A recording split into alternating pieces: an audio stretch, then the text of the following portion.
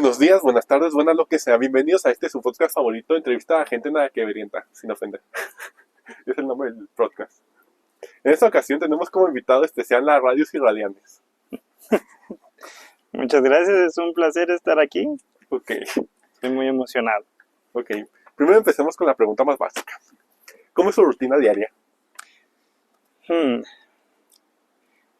Creo que un día normal para mí empieza alrededor de las 6:30 de la mañana, donde hay que levantarse, empezar los arreglos para llevar a mi hija a la escuela, para venir al trabajo. Durante el día tengo mis clases, las tareas de la coordinación, entre 8 y 3. Después de eso paso por mi hija a su primaria. De vez en cuando asistimos también al radio para las transmisiones del programa Radios Irradianes, y dependiendo de la época del año, en las tardes pues regresamos o a las actividades extracurriculares familiares o a los compromisos de la Olimpiada Mexicana de Matemáticas.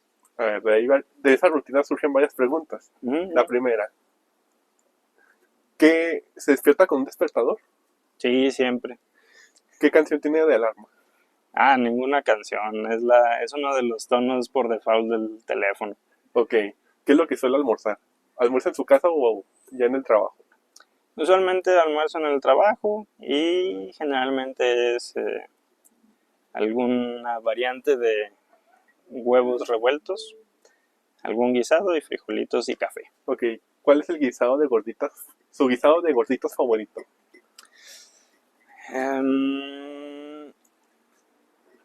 Creo que el favorito, asado rojo.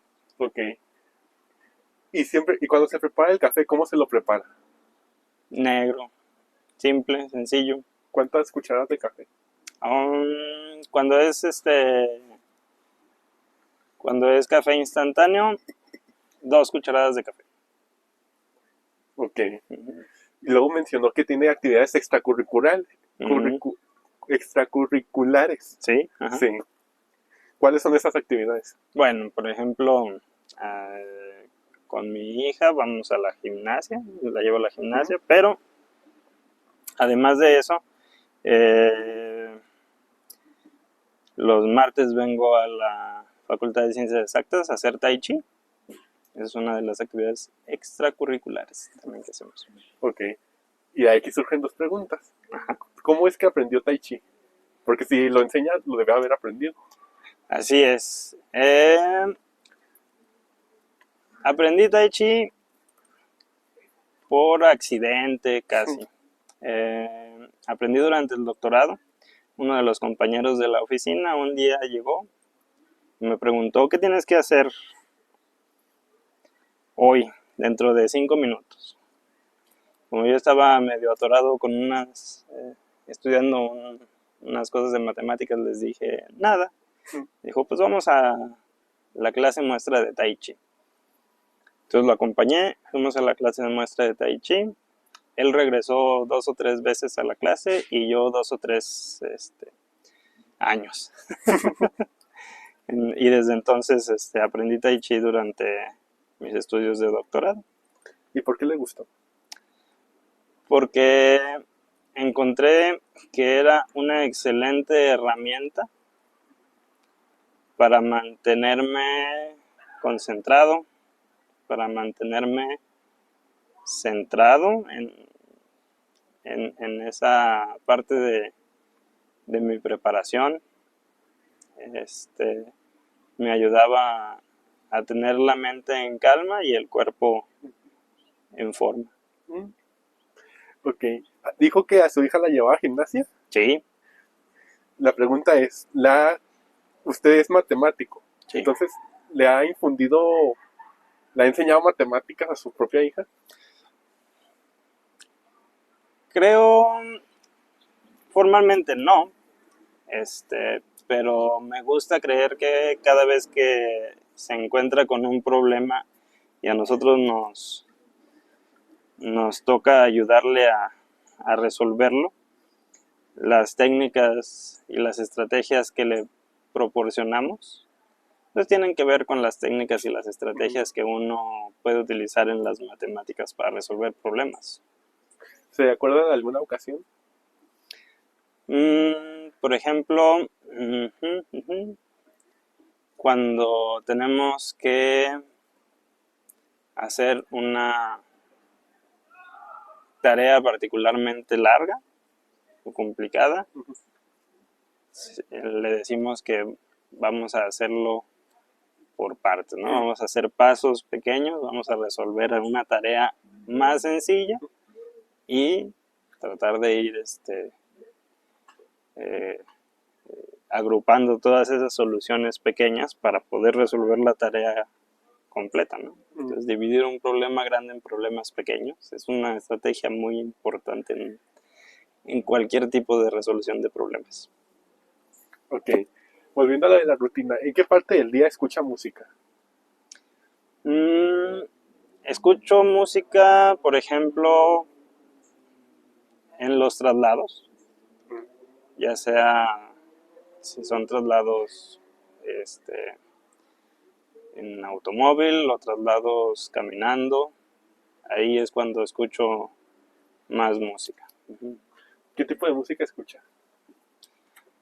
Tal vez es una mezcla muy ecléctica, ¿Qué es ecléctico? como que de todo. Ah, ok.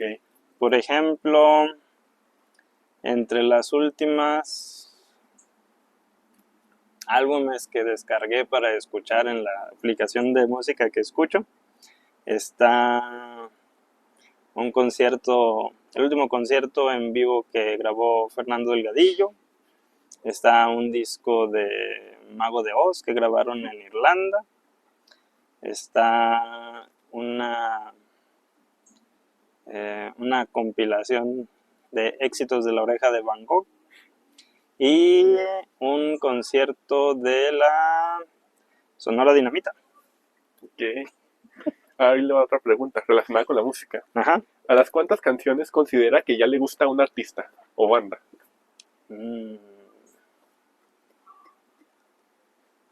2 canciones. ¿2 canciones? 2 canciones que me gusten mucho de un artista o banda, ya me gusta. Perfecto. A ver, regresemos otra vez con el tema de la comida. Imagina que lo condenan a muerte ¿Sí? y le dicen, va a tener su último almuerzo, su última comida y su última cena. ¿Qué es lo que escogería?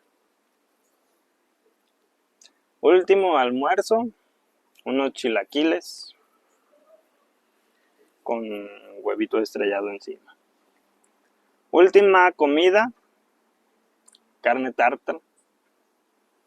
Y ¿Carne tarta? tártara. ¿Qué es la carne tártara?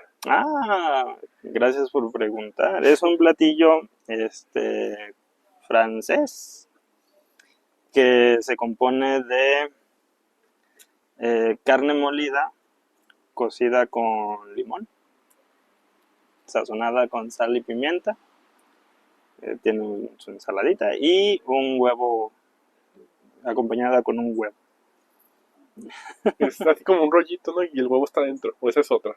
No, ese es como no me acuerdo cómo le llaman. El rollo de carne o envuelto.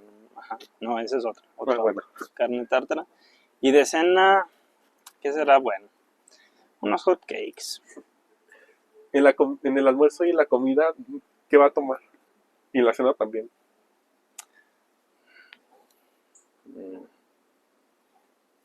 En la comida, un vaso de vino. En el almuerzo, cafecito. Y en la cena, pues cafecito para que vaya con los hot cakes, sí. Ok. A ver, pasemos a otra pregunta. Muy bien. Si tuviera un podcast, ¿cómo se llamaría y de qué trataría? Radios y Radianes. Circulando ideas con Ricardo B. De matemáticas, se trataría de matemáticas. Si tuviera un podcast, seguramente se trataría de sí, de cosas interesantes de matemáticas. Ok. Lo cual me lleva a la siguiente pregunta. ¿Cuáles son las áreas de las matemáticas que más le gustan? La lógica, creo que es la primera. La que más me gusta es la lógica. Y tal vez lo siguiente puede ser controversial, pero el álgebra, ¿Por qué sería controversial el álgebra? pues porque profesionalmente me dedico al análisis, a dar clases de análisis. No hay. ¿Eh? No, yo. La controversia, Hey. pues como que debería de elegir análisis, ¿no? Ah, ya. Como el Buen, área favorita, porque doy buen punto. clases de eso. Buen punto. Sí, ya entendí. Ya. Ajá. Lógica y luego álgebra y luego análisis. Ok. ¿Y las que menos le gustan?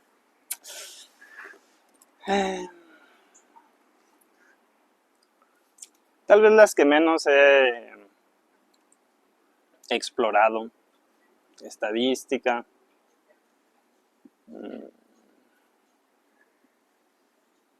Ecuaciones diferenciales, porque tengo menos experiencia con ellas. Le falta uno, tienen que ser 3. Tienen que ser 3. Sí. Recorcholis. No sé. Es una... estoy en un predicamento. ¿Qué otra?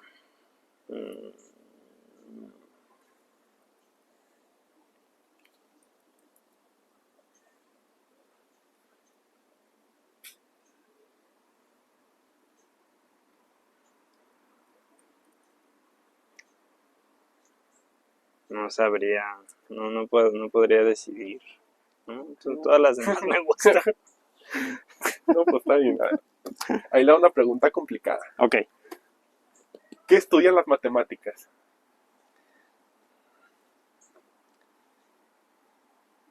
Las matemáticas. Es una pregunta muy...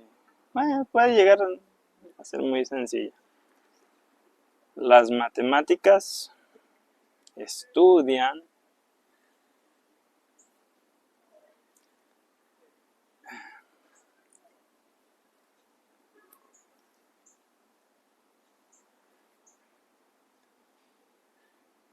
tal vez si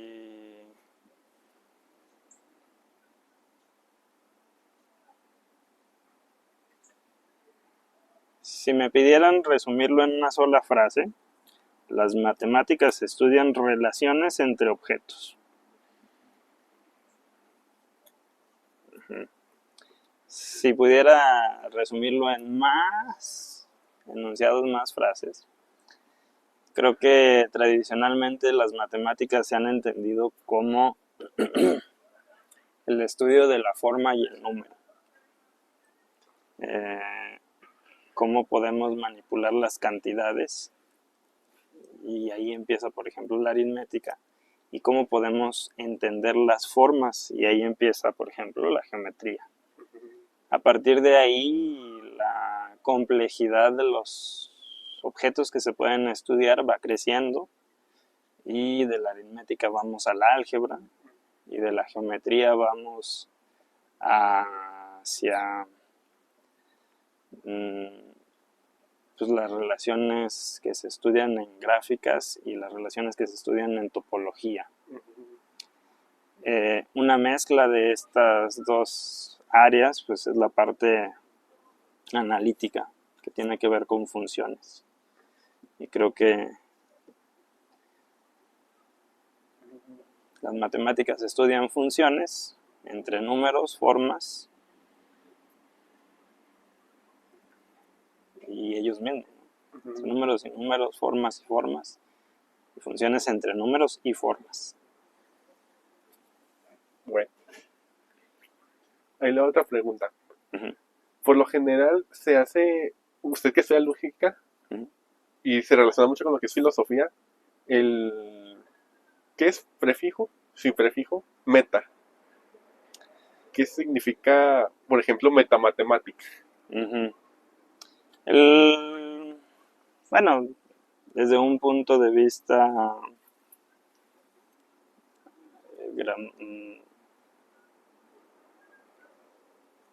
desde un punto de vista del lenguaje natural, meta significa más allá. Entonces, usualmente lo utilizamos para referirnos a algo que se encuentra después o más allá del objeto de estudio de lo que estamos hablando. Por ejemplo, famosamente, en los estudios clásicos, la metafísica, pues eran los libros que ponían después de que se acababan los libros de mecánica y física y cosas naturales. En este caso, matemáticas se refiere a que las matemáticas estudian objetos matemáticos. Por ejemplo, en aritmética estudiamos los números naturales. En geometría estudiamos el plano cartesiano o el plano euclidiano. Todo eso entra dentro del objeto de estudio de las matemáticas. Estudiar eso es hacer matemáticas. Las metamatemáticas empiezan cuando dejamos atrás los objetos de estudio propios de las matemáticas. Espacios, conjuntos, grupos, anillos, espacios topológicos, métricos. Y nos empezamos a preocupar por un nivel más arriba de esos objetos y empezamos a ver cuáles son las relaciones o cuáles son las propiedades del estudio de esos objetos. Entonces, si en aritmética estudiamos la propiedad conmutativa de la suma de los números, la parte meta matemática es por qué nos importa identificar propiedades que se cumplen en cierta estructura. En ese sentido, las metamatemáticas van más allá de las matemáticas.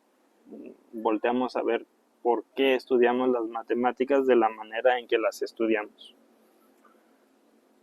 ¿La metamatemática y los fundamentos son lo mismo o cuál es la diferencia? Están relacionados, pero son diferentes. Los fundamentos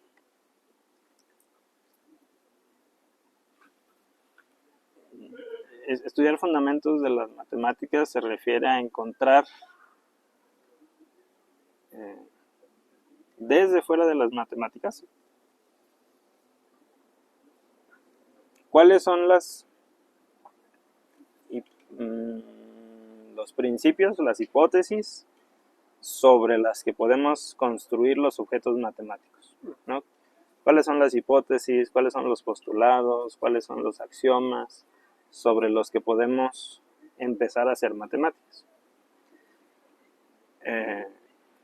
Y uno podría entender el estudio de los fundamentos como el estudio de esos objetos dentro de las matemáticas.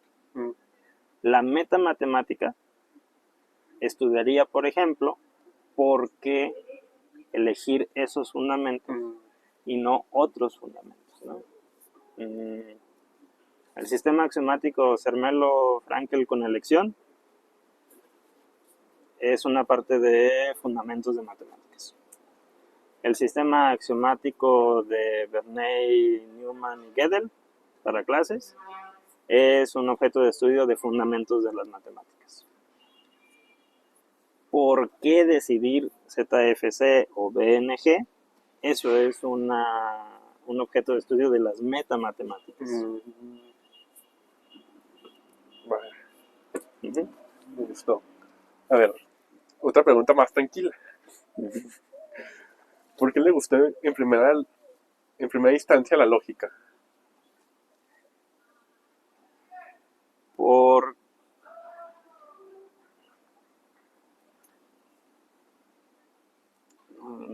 Es una muy buena pregunta.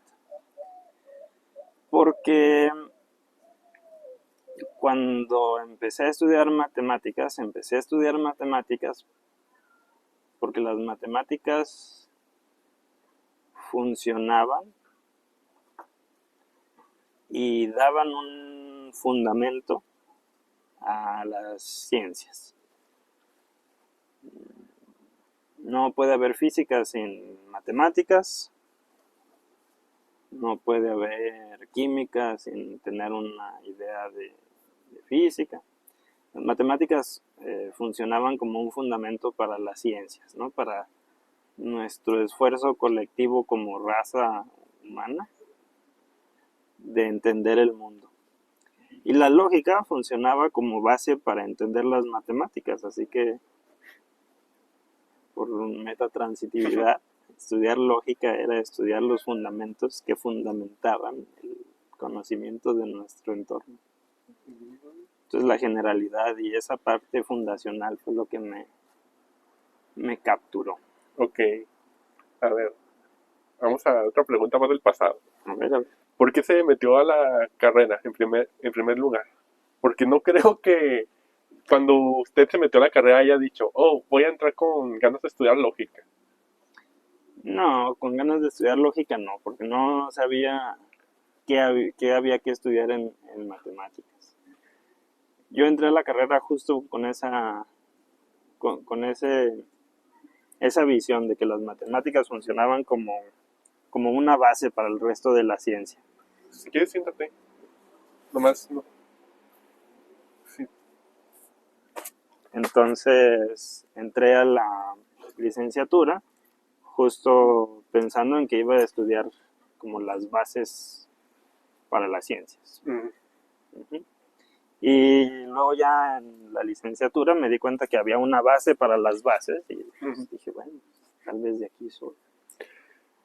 ¿Cómo consiguió su tema de tesis?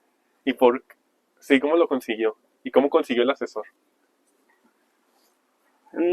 Es una historia que cuento a veces muy seguido. La primera vez que yo fui a un congreso nacional de la Sociedad Matemática Mexicana, no sabía cuál era la extensión de las matemáticas, ¿no? Que podía estudiar uno dentro de matemáticas. Entonces entré a muchas pláticas de muchas áreas y muy particularmente entré a una plática del área de lógica y fundamentos. Era una segunda parte, era una plática que estaba dividida en dos. Yo entré a la segunda parte, entonces me perdí toda la introducción, donde iban a decir cosas que tal vez podría llegar a entender. Y la encargada de dar esa plática pues, fue la doctora Gabriela Campero, que después fue mi asesora de tesis. Y recuerdo muy vivamente que no entendí nada de lo que se trataba la plática. Era una plática acerca del axioma de Martin, que es un tema avanzado en teoría de conjuntos. Yo no había llevado teoría de conjuntos.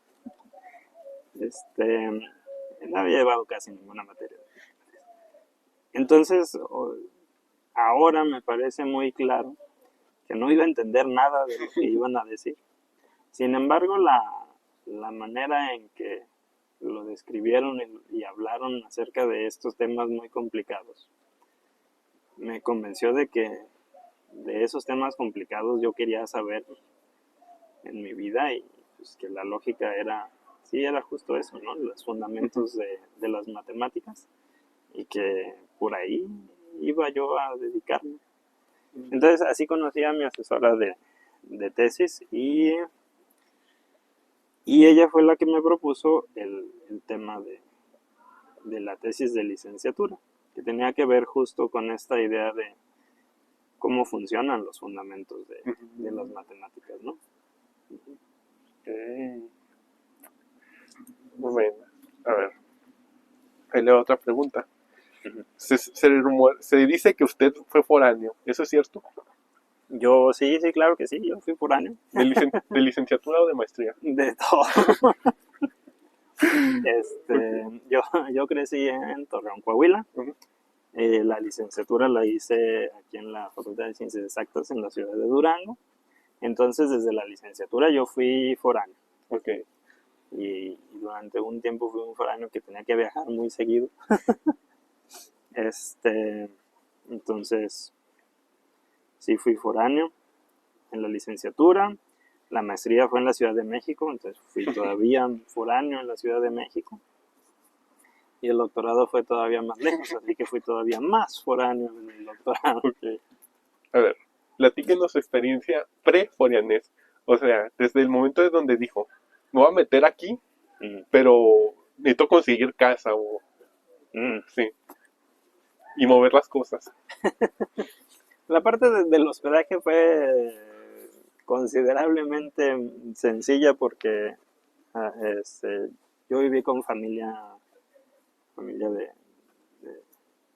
que vive aquí en Durango, ¿no? Entonces, desde ese punto de vista, pues no llegué solo a la ciudad. Mm, Pero la parte de ser foráneo sigue siendo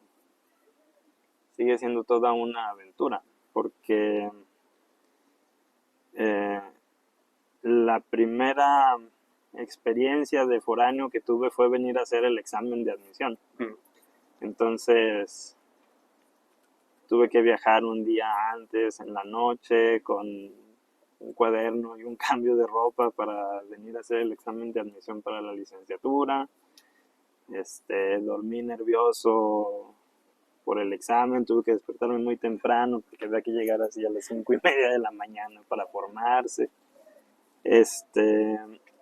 Y después de eso, pues no había tiempo de quedarse a descansar, ¿no? O sea, el mismo día que hice el examen de admisión, este, sí, el mismo día que vine a los trámites de admisión, pues tenía que regresar a mi rancho, pues para seguir con las ujú, actividades normales de allá, ¿no? La preparatoria, la ujú. escuela, los compromisos que teníamos. Entonces, pues sí, la experiencia de foráneo fue así como hay que dejar cosas en el lugar de origen para ir a cumplir compromisos aquí en la licenciatura. Y luego hay que regresar a los compromisos que ya tenías en casa, ¿no? Entonces, pues era el doble de, el doble de compromisos. Por ejemplo, cuando yo empecé a estudiar aquí, estaba haciendo el servicio militar. Entonces tenía que regresar todos los viernes, así después de clases, con la tarea en la mochila, para poder ir el sábado a cumplir con el servicio militar, ¿no? Y que no me pusieran falta y que no me Ujú. pusieran así, no me castigaran. Eh, entonces, pues, es difícil vivir en dos lugares. Ah, ¿y cómo fue cuando fue lo de la maestría? ¿Cómo? Ahí ya, o también tenía familia allá en México. No, ahí sí tuve que ir a buscar un lugar en donde vivir. Sí tenía familia, pero no. La Ciudad de México es una ciudad muy grande. Y la familia que tengo allá no vivía cerca Ujú.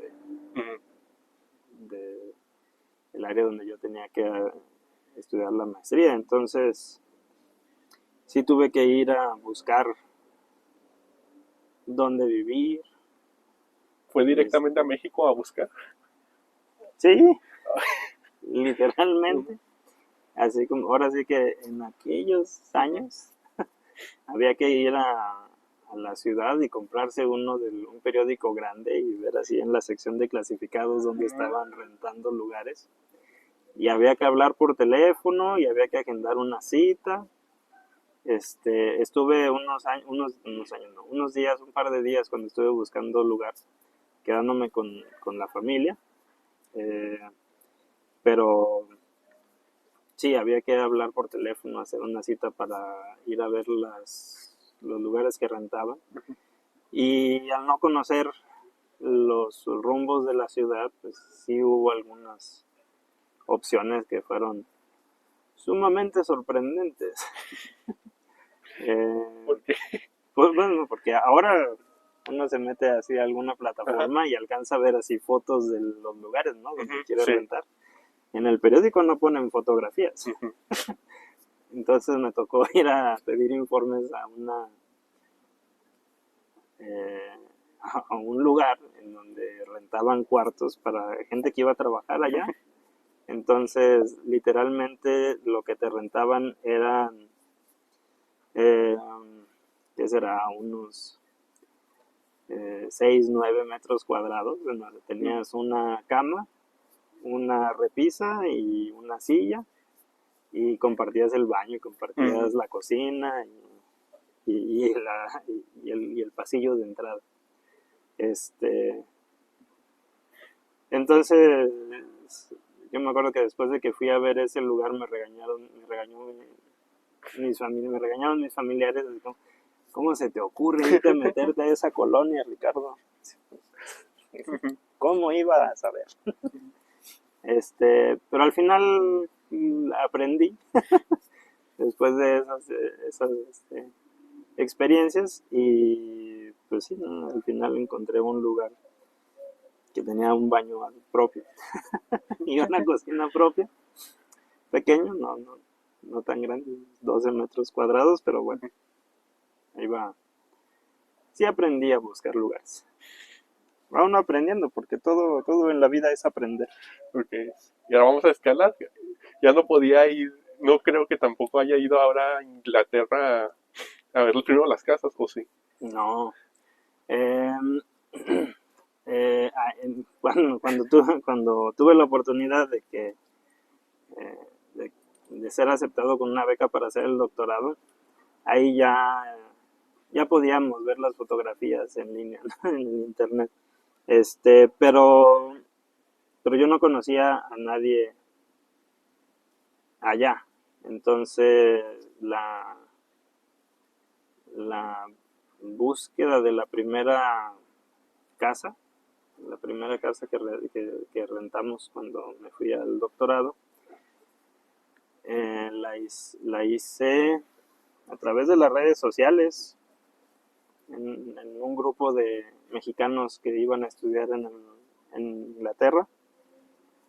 Conocí ahí mediante las redes sociales a otra persona que iba a ir a estudiar un posgrado en la misma ciudad. Supongo que ya no podemos dejar que los jóvenes hagan eso, porque ya está. En retrospectiva tal vez fue un poco imprudente, pero esta persona solo la conocía por redes sociales y por correo electrónico, y conseguimpues la renta de una casa allá y no conocíamos nada el uno del otro. Y aún así pues nos pusimos de acuerdo y confiamos en que el otro iba a pagar su parte de renta, y nos fuimos y rentamos una casa allá, ¿no? Fue una muy buena experiencia. Estoy muy contento de haber conocido a Heriberto y espero que esté muy bien y que me recuerde con tanto cariño como yo lo recuerdo a él. Pero sí fue una aventura. Okay. ¿Y cómo le hizo para llevarse sus cosas? Bueno, pues es que no llevé cosas. Recuerdo que antes de irme fui a comprarme 3 playeras sin estampado, de colores sólidos, 3 pantalones de mezclilla, unos calcetines, ropa interior, y lo único que llevé de objetos, aparte de la ropa, fueron la computadora, un plato, un vaso y una olla de palomitas. Lo que me lleva a la siguiente pregunta. ¿Qué era lo que comía siendo foráneo?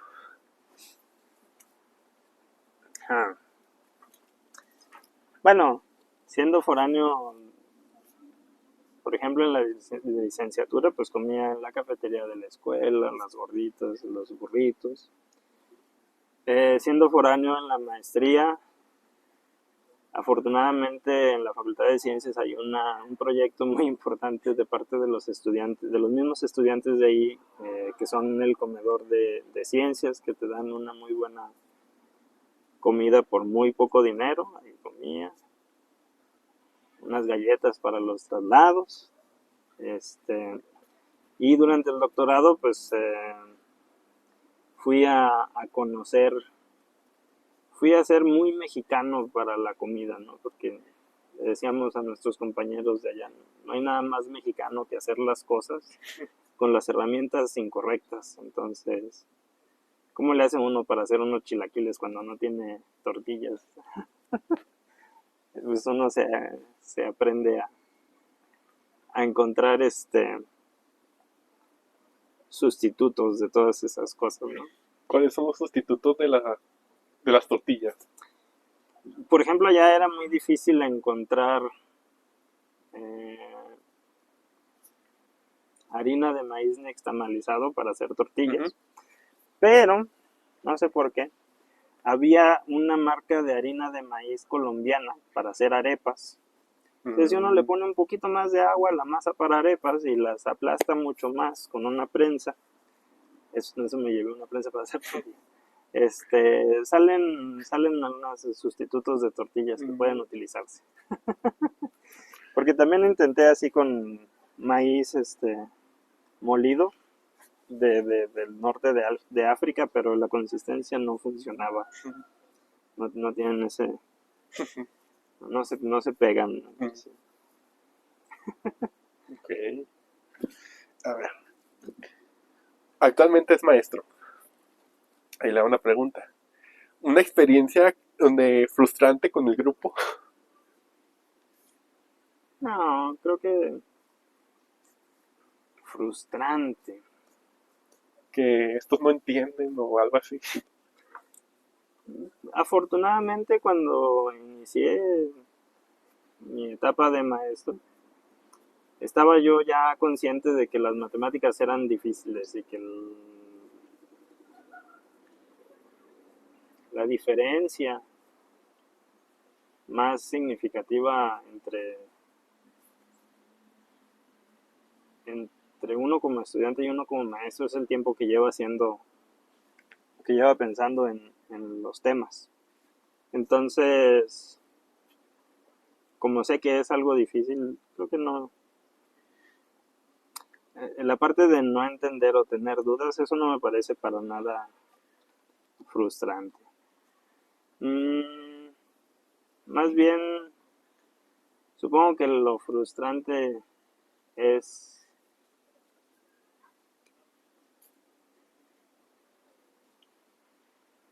darme cuenta que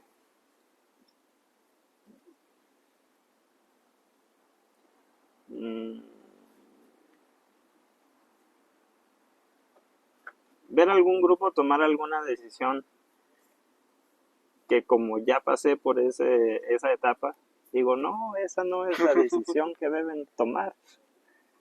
Es mucho más provechoso para el futuro que hagan esta otra cosa. Pero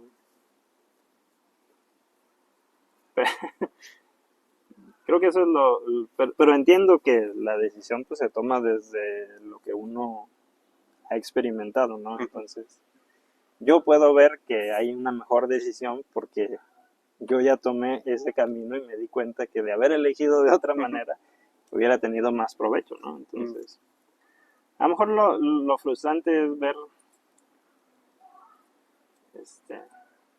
que alguien toma una decisión que le va a hacer, que lo va a perjudicar en lugar de beneficiar.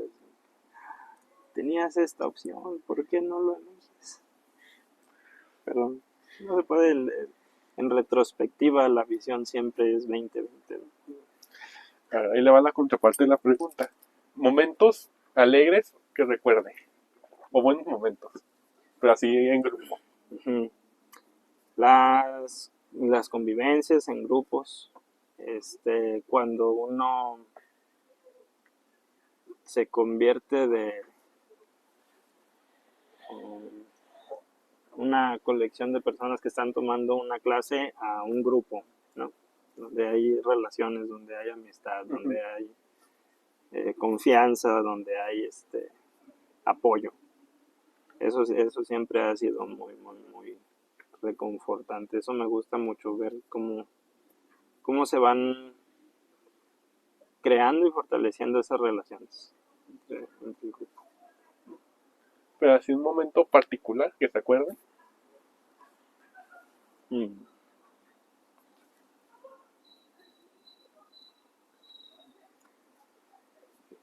Mm,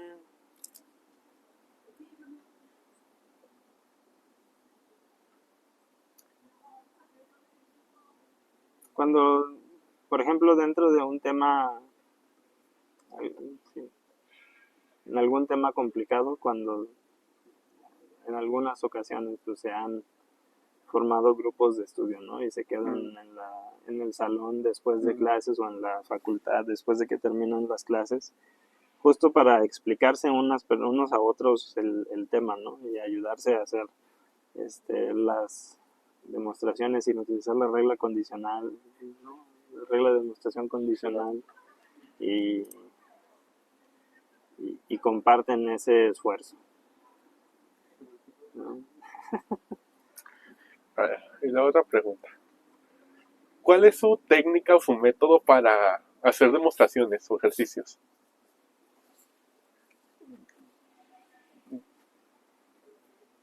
Como Dibujitos, ya. dibujitos, escribir todas las ideas o... Ujú.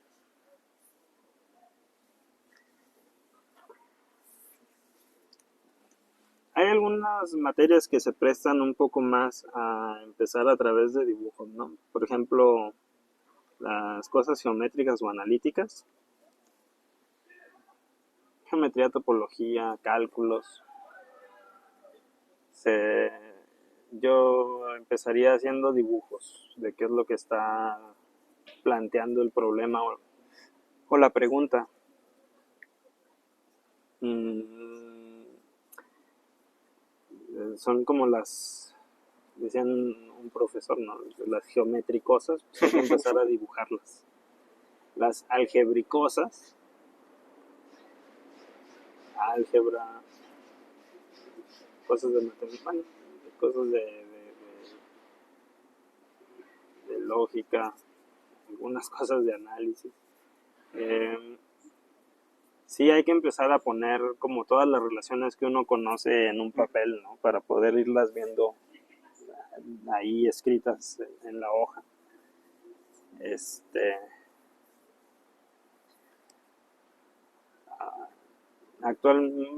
actualmente creo que una estrategia muy conveniente es no esperar a que el resultado, a que el problema esté resuelto en la cabeza para empezar a escribirlo. Hay que empezar a escribir qué dice el problema, qué sé que significan las palabras que vienen en el planteamiento.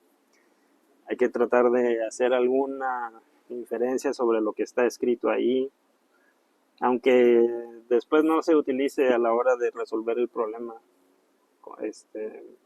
de forma eficiente y económica, pero sí ir como jugando con los datos que tenemos, ¿no?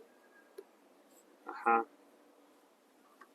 Sí, hay que tratar de no estar. Sí, creo que la técnica preferida es tratar de no enfrentarse tanto tiempo a la hoja en blanco. Uh-huh. Entonces, si álgebra, lógica, pues hay que empezar a escribir las cosas que dice el problema. Geometría, cálculo, hay que empezar a hacer el dibujo de lo que está planteando el ejercicio. Ahí la otra pregunta. Uh-huh. A veces se usa la expresión, este resultado es muy elegante. ¿Qué significa, qué es la elegancia en un trabajo, por decirlo de alguna manera? O en algún resultado. Supongo que para esa pregunta hay tantas respuestas como matemáticos, ¿no? Pero algo que a mí me parece elegante es relacionar conceptos básicos de manera natural. ¿Qué quiero decir por eso? Que cuando uno lee o presencia la solución del problema, uno puede decir, obviamente esa era la relación entre los conceptos. No podía haber otra relación posible. Eso me parece elegante. Ujú. Cuando uno puede decir, ahora que veo la solución, me parece obvio que ese es el camino para llegar a la solución, ¿no? Claro que no es obvio, Sí. pero la elegancia hace que parezca natural. Mm, Entonces esa naturalidad de decir, bueno, um, quiero demostrar que una función es sobreyectiva. Bueno, pues agarro una cosa en la imagen, ¿no? O sea, agarro una cosa en el contradominio y ahí solo al principio podemos no ver cuál es el objeto que bajo la función va a dar a ese elemento, pero una demostración elegante de eso pues es cuando uno dice es la única opción, ¿no? Natural. mm, Eso que uno se imagina que debe de funcionar es lo que funciona, eso me parece elegante. mm. Ahí la otra pregunta. Sí. ¿Cómo consiguió chamba?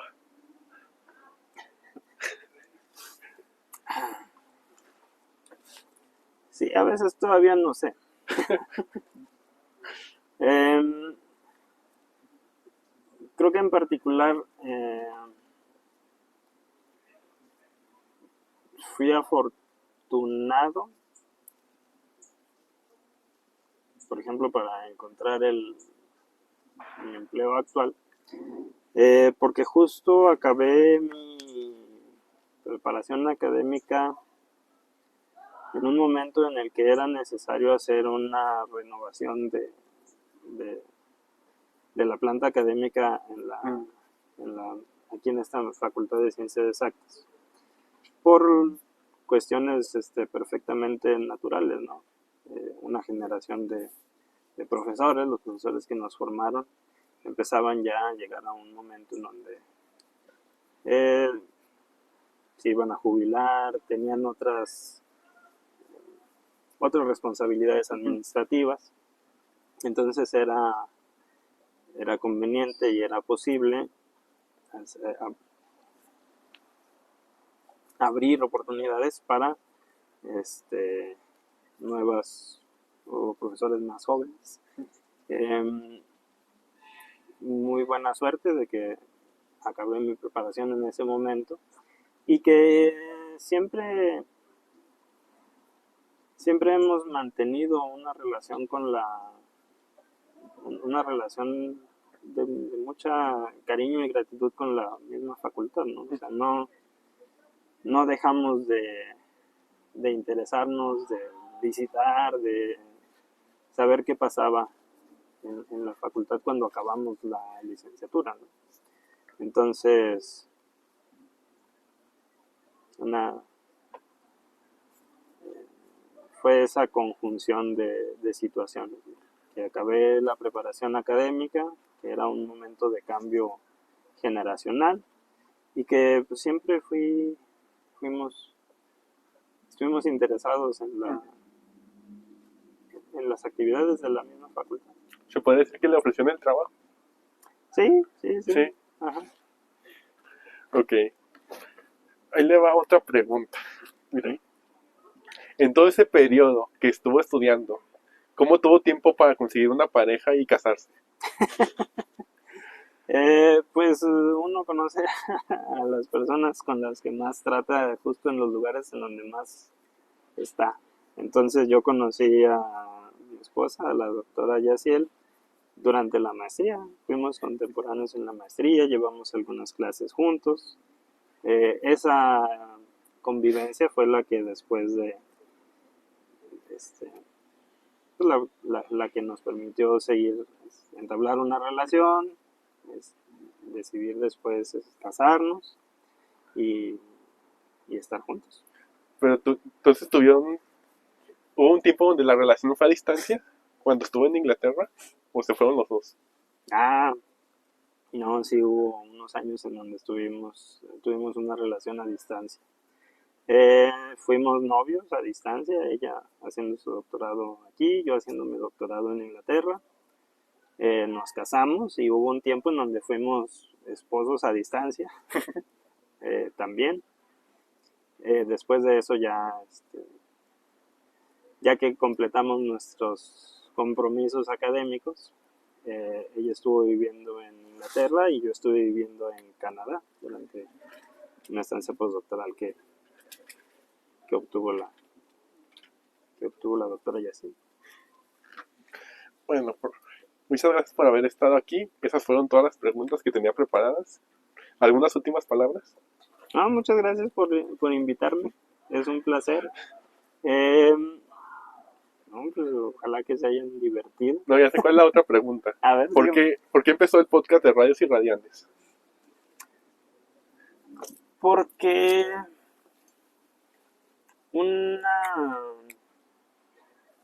porque las matemáticas son muy bonitas, son realmente una actividad muy creativa y muy humana, y es difícil ver que el público en general tenga esa impresión de las matemáticas. Entonces, uno de nuestros trabajos como matemáticos es también convencer al resto del mundo de que las matemáticas son un quehacer humano. Entonces, una parte importante de eso es la difusión. Y el programa de Radios y Radianas empieza como eso, ¿no? Un proyecto de llevar al público matemáticas, fuera de repetir las tablas de multiplicar, ¿no? O sea, como las matemáticas como matemáticas, no como algoritmos que son útiles para calcular el cambio cuando uno va a la tienda. ¿La idea fue suya o de otra persona y a usted lo metieron? No, creo que la idea fue una idea común, que había que hacer algo para difundir y promocionar las matemáticas. Había una idea de hacer difusión en un formato en formato de auditivo, pero no fuimos lo suficientemente, no tuvimos la suficiente decisión para empezar un podcast independientemente. Entonces se presentó la oportunidad de un espacio en la radiodifusora de la universidad y pues dijimos, vamos a tomar esa oportunidad. Si pudiera entrevistar a 3 matemáticos, ya sea vivos o muertos, ¿a quiénes invitaría a Radios y Radiantes?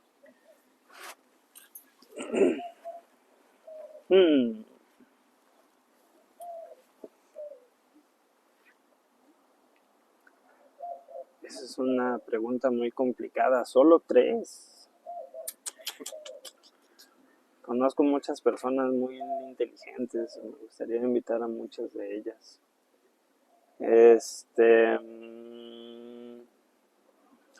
Por ejemplo, de la historia, me gustaría invitar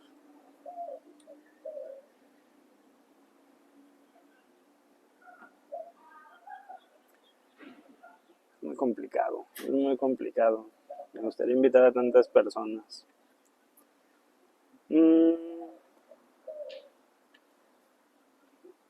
A Gödel sería muy interesante saber qué es lo que él pensaba escuchar de su voz, qué pensaba acerca de este asunto con los fundamentos, ¿no? Que descubrió con los teoremas de completud e incompletud.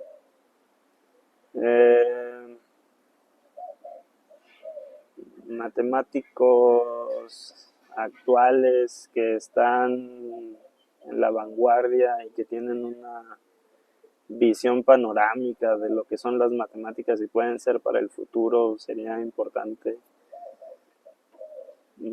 Por ejemplo,